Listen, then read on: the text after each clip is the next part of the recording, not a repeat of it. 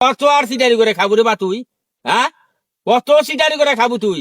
তাহলে তো হ্যাঁ, সিটার, আসলে তো সিটার দেখতেছি মানিক ভাই, আপনি তো এক নম্বর। সালামু আলাইকুম।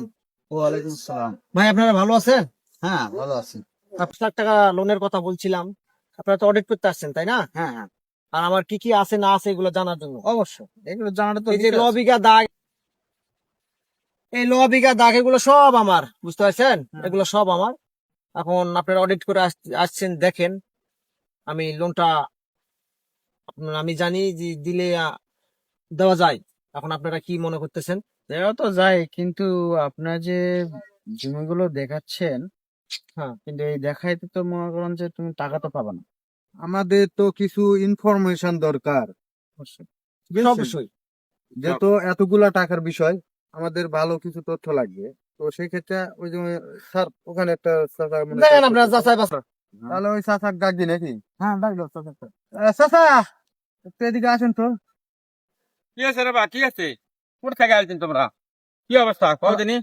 সালামু আলাইকুম চাচা। ওয়ালাইকুম সালাম। কোথা থেকে আসছেন বাবা? কি অবস্থা তোমাকে কত কি? আমরা এনজিও থেকে মাঠ কর্মী, ঠিক আছে? ওই যে হ্যাঁ। মানিক ভাই 10 লক্ষ টাকা ঋণ প্রস্তাব করছে, তো আমরা আসলে এগুলো ইনকোয়ারি করার জন্য আসছিলাম। তো মানিক ভাইয়ের বিষয়ে একটু তথ্য যদি দিতেন।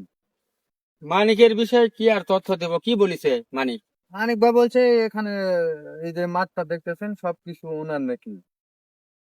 এরে ভাসটা, তুই যে এই যে সিটারি বাটপারি করে খাস, এই জমিগুলা এই 9 বিঘা 9.5 বিঘা জমি দাগ এটা হামার। আর তুই আসে, তুই আমার ভাইস্তা হয়ে এই এনজিও থেকে এই ভালো মানুষকে দেখালি আসে এনজিও লেবার জন্য আমার জমি দেখা দিচ্ছেন। তোমার কিছু আছে?